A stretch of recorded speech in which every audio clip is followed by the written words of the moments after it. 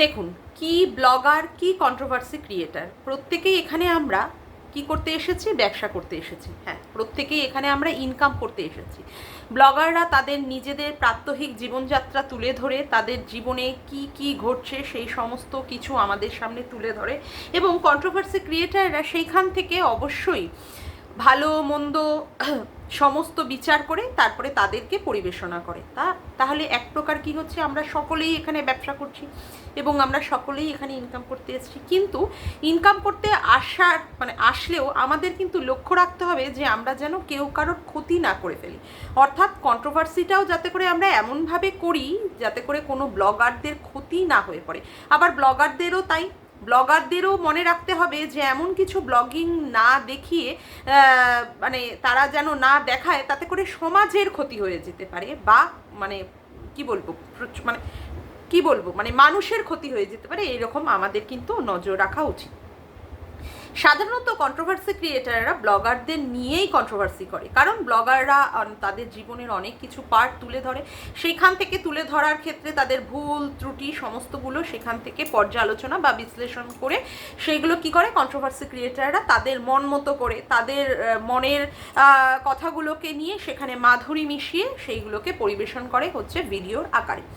কিন্তু আমাদের যে কন্ট্রোভার্সি ক্রিয়েটারদের যে জোন আছে, আমাদের কিন্তু বারংবার একটা কথাই মনে রাখতে হবে, আমরা এমন যেন কোনো রকমের বেভাস কথা মানে ব্লগারদের এগেনস্টে না বলে ফেলি যাতে করে তাদের চ্যানেলের ক্ষতি হতে পারে বা তাদের সম্মানের ক্ষতি হতে পারে, যেগুলো তারা ডিজার্ভ করে না। না, আমরা কন্ট্রোভার্সি ক্রিয়েটার না বলতে বলতে আমাদের খেই হারিয়ে যায়। আমরা আমাদের সীমা পরিসীমা লঙ্ঘন করে আমরা অতিরিক্ত কথার মাধ্যমে আমরা মানে ভুলেই যাই যে আমাদের কোথায় কোন সীমা বা পরিসীমা আমাদের মেনটেন করা উচিত।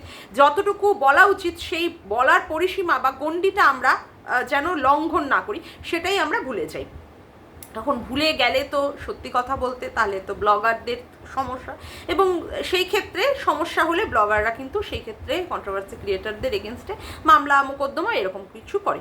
এখন আমি এ ধরনের কথা এতক্ষণ ধরে কেন বলছি অবশ্যই বলবো। তার আগে ইন্ট্রো।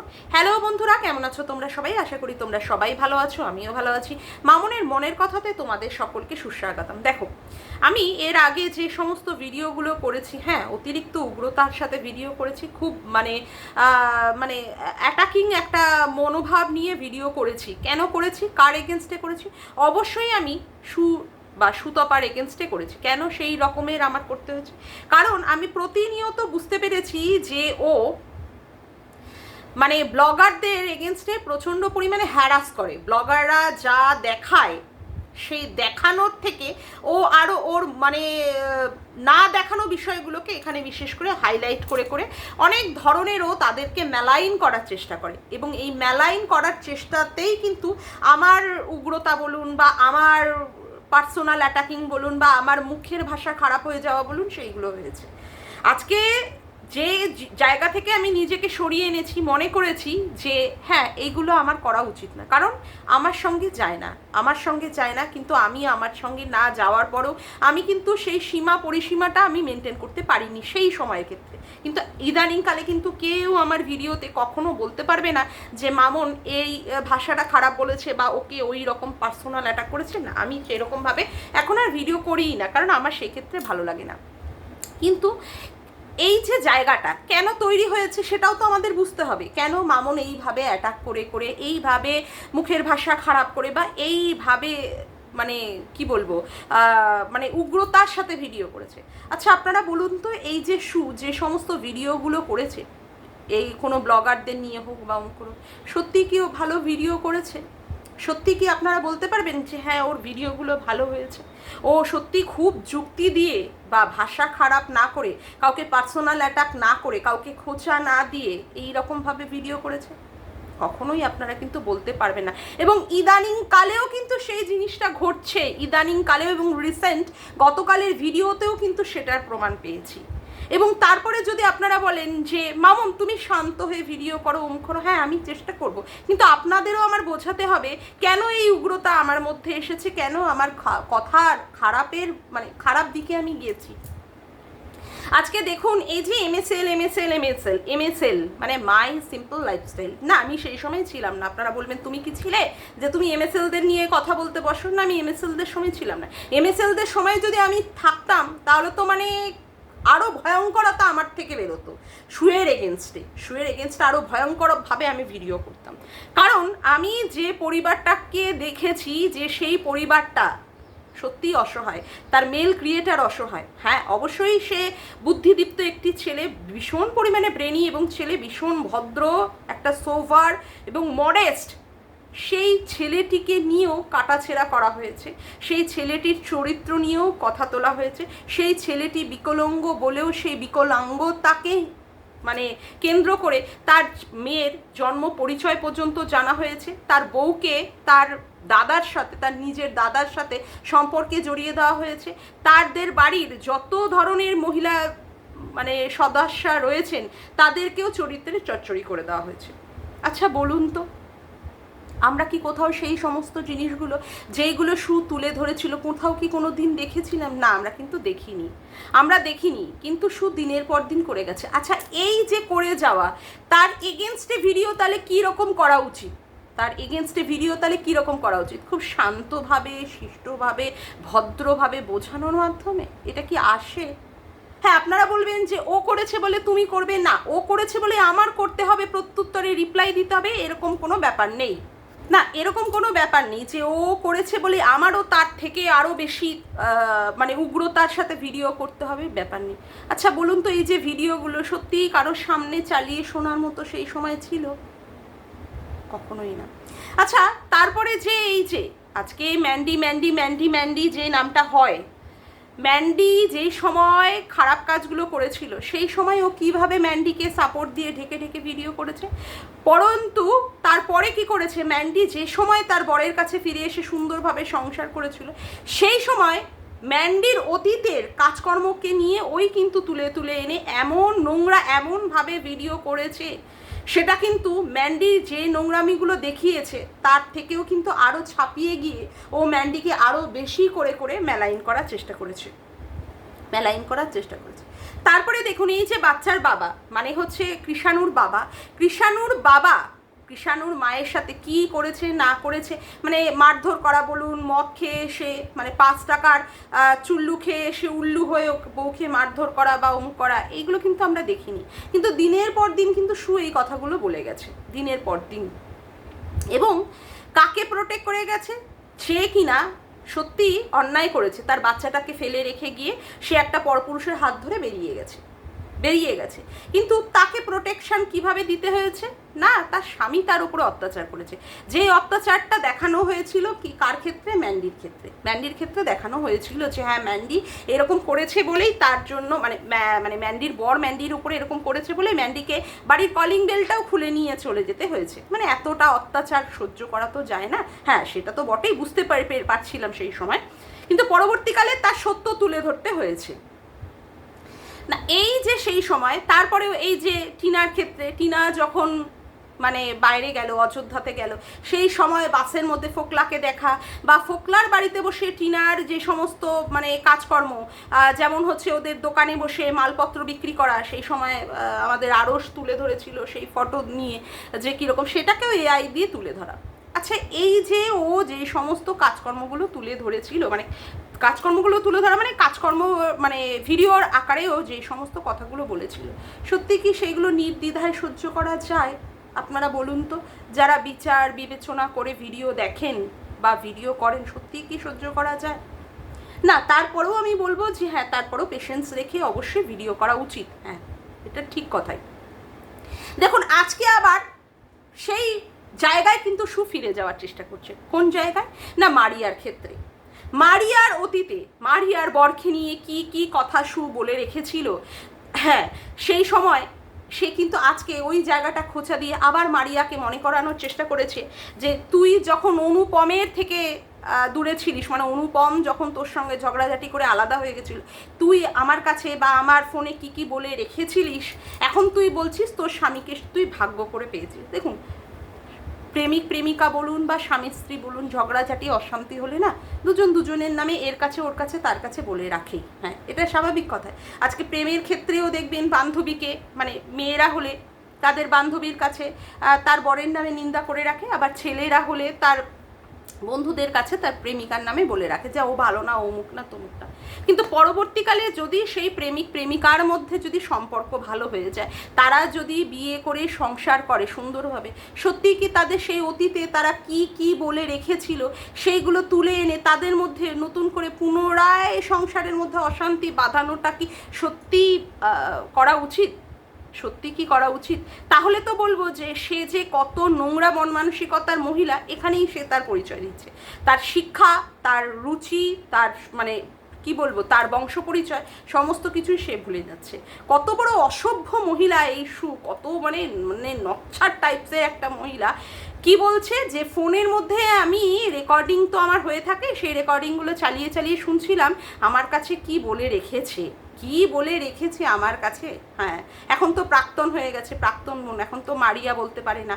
আগে তো বন্টু বন্টু করতো, হ্যাঁ এখন আর প্রাক্তন হয়ে গেছে, বন্টুও বলতে পারে না, মারুও বলতে পারে না, মারিয়াও বলতে পারে না। সেখানে বলছি এখন যদি এই কথাগুলো তুলে ধরি, ভাগ্য করে এই পেয়েছি, ভাগ্য করে ওই পেয়েছি বলাটা ভুলে যাবে। মানে কত বড় অসভ্য, কত বড় নচ্ছার, কত বড় ছ্যাঁচড়া টাইপের মহিলা। আচ্ছা, এই মহিলাটা কি সত্যি কোনো সংসারের বউ হওয়ার যোগ্য, কোনো ভালো বান্ধবী হওয়ার যোগ্য? হ্যাঁ, কারোর কি কোনো হওয়ার কিছু যোগ্য? এই যে মানে রুনাদি কি টিনার সম্পর্কে কি বলেছে না বলেছে, হতেই পারে এক জায়গায় থাকলে দুজন যদি কথা বলে থাকে ফোনে ফোনে, বা পাশাপাশিও যদি এক জায়গায় বসে থাকা হয়, এর নামে পিএনপিসি ওর নামে পিএনপিসিটা হয়েই থাকে। আর বিশেষ করে মেয়েদের মানে সংক্রান্ত যে সমস্ত ব্যাপার থাকে সেইগুলো নিয়ে পিএনপিসি করে, সেইগুলোকে তুলে এনে খোঁচা দিয়ে দিয়ে কথা। আর যে কথাগুলো বলার চেষ্টা করছে আমার কাছে বলেছে, রুনাদি ওর কাছে বলেছে, মারিয়া ওর কাছে বলেছে, ও কি উল্টো দিক থেকে সেই সমস্ত কথাগুলো শোনার জন্য ও কি তাতে প্রলেপ লাগিয়ে ধোয়া দিয়ে সেইগুলো শুনতে চায়নি? ও কি তাতে আরও কি বলবো জোরালো করার জন্য ও কি তাতে ধোয়া দেয়নি? মানে ও কি কিছু তার সম্পর্কে সেইগুলোতে যাতে জোরালো হয় সেই সম্পর্কে কিছু কথা বলেনি? ওকেই শুধু বলে গেছে। আজকে রুনাদি বলছে যে টিনার সম্পর্কে ওর কাছে অনেক নিন্দা করেছে, শুধু রুনাদি একতরফাই বলে গেছে আর ও শুনে গেছে, ও টিনার সম্পর্কে রুনাদির কাছে কিছু বলেনি। এটা কোনোদিন হতে পারে? একতরফা কথা কোনোদিন এগোয় বাড়ে? আমার তো মনে হয় না। আমি একজনকে বলেই যাচ্ছি অথচ সে যদি আমাকে রেসপন্স না করে, আমি তো এতটাও বুদ্ধু বা এতটাও বোকা মহিলা নই যে আমি তার কাছে বারংবার বলেই যাব, অথচ তার দিক থেকে যদি কোনো রেসপন্স না আসে আমি তারপরেও বলে যাব। এটা কি কোনোদিন হতে পারে? না তো, এরকম কোনোদিন হতে পারে না। তার সঙ্গে আমার তখনই কথাটা বেশি জোরালো হবে, আরও বেশি আদান প্রদান বাড়বে যদি তার থেকেও আমরা রেসপন্স পাই। কিন্তু এখানে বারংবার কি বোঝানো হচ্ছে, না রুনাদি বলেছে, না মারিয়া আমার কাছে বলে রেখেছে, আর ও সেইখানে কিছু বলেনি, ও সেইগুলো শুনতে চায়নি, এমনি এমনি বলে রাখলো। আর ভাই, যেখানে আজকে এই মারিয়া সংসার করছে আমি দেখতে পাচ্ছি, হ্যাঁ হতে পারে ওর অনেক ভুল ত্রুটি দোষ আছে, আমি এখন কেন সেই পুরনো অতীতগুলো টেনে টেনে কেন আমি এইগুলোকে কথাবার্তাগুলো বলবো? তারপরে মারিয়া এখন প্রেগনেন্ট, কিন্তু ওর কথা হচ্ছে ও প্রেগনেন্ট নন প্রেগনেন্ট কোনো বিষয়গুলোকে ও জোরালো করে দেখবে না। আরে ভাই, কেন দেখবি না তুই? আজকে পরিস্থিতি দেখ, আজকে পরিস্থিতি বিচার করে তারপরে তো মানুষের কন্ট্রোভার্সি হবে। মানুষটা সুস্থ না থাকলে, মানুষটা স্বাভাবিক না থাকলে, মানুষটা জীবিত না থাকলে তাদেরকে নিয়ে কি কোনো রকমের কন্ট্রোভার্সি হয়? আজকে মেয়েটি প্রেগনেন্ট, তার মধ্যে একটা সবসময় একটা হরমোনাল চেঞ্জেস চলছে। আজকে এই সমস্ত কন্ট্রোভার্সি করার পরে যদি মেয়েটি এই সমস্ত কন্ট্রোভার্সি শুনে যদি ওর কোনো রকমের ক্ষয়ক্ষতি কিছু হয়ে যায়, তাহলে তোকে লোকে ছাড়বে? তোকে লোকে ছাড়বে? তুই যে বলছিস দর্শকদের কোটায়, তোমরা বলো, যাতে করে দর্শকদের কোটায় বল দিয়ে দিলে ওর কোনো দোষ হবে না। কারণ ও তখন বলে দিতে পারবে, হ্যাঁ দর্শকরা শুনতে চেয়েছে মারিয়াকে নিয়ে, দর্শকরা জানতে চেয়েছে মারিয়া অতীতে কি কি করে রেখেছে, দর্শকরা অনুপ্রাণিত করেছে বলেই ও বলেছে। মানে কত বড় শিয়ানা মার্কা মহিলা, মানে কত ধান্দাবাজ মহিলা একবার শুধু ভাবুন। তাতে করে ও কি হবে, ওর সম্পর্কে কোনো রকমের কিছু কেস হবে না। আবার বলছে হ্যাঁ মারিয়া ওকে নিয়ে কিছুই কেস করতে পারবে না, কারণ এইগুলো তো বলে রেখেছে। আর ওর যেগুলো ভিডিওতে দেখবে, আরে ভাই ও যেগুলো ভিডিওতে দেখে তার থেকেও অতিরিক্ত চড়িয়ে, অতিরিক্ত মশলা মাখিয়ে, অতিরিক্ত তার মধ্যে থেকে নোংরামিগুলোকে বার করে নিয়ে আসার চেষ্টা করে অতিরিক্তভাবে। কারণ ওই যে যাকে দেখতে না পারি তার চরণ দুটি বেঁকা, সে যতই হাঁটুক যতই নাচুক তারপরেও আমরা তাদের দেখতে পারবো না, কারণ আমি তো তাকে পছন্দই করি না। সে একটা কথা বললো, সেই কথাটার ভালো অর্থ করেও বের করানো যায়, কিন্তু আমি তো ভালো অর্থ বের করবো না, আমি সেখান থেকে তার খারাপ অর্থ বের করে নিয়ে এসে মশলা মাখিয়ে আমি এখানে বলতে বসবো। এটা কি সত্যি মনুষ্যত্বের একটা কাজ? এটা কি সত্যি মনুষ্যত্বের কাজ? না। এবার বলবেন যে হ্যাঁ মারিয়াও অনেক কিছু দেখায়, অমুক করে, তো না, মারিয়া এমন কিছু দেখায় না। মারিয়া এখন কিছু সত্যি কিছু দেখায় না।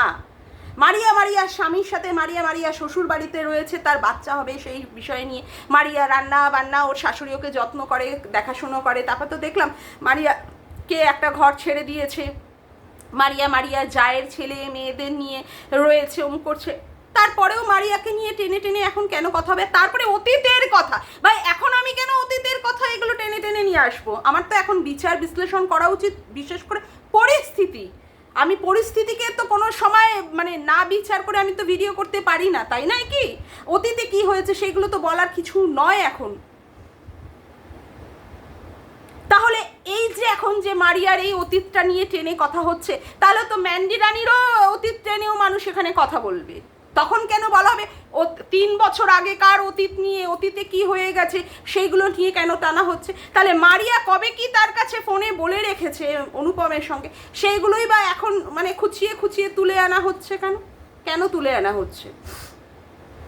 তারপরে বলতে বসেছে যে এখন তো সবাই বলতে মানে তাহলেই হয়ে যাবে ধর্মমা, ধর্মবোন, ধর্মকাকি, ধর্ম অমুক, মানে কত বড় অসভ্য, কত বড় বজ্জাত মেয়ে ছেলে। এই নাকি আবার দীঘাতে গিয়ে মারিয়া যখন বমি করেছে সেই বমি কাচিয়েছে।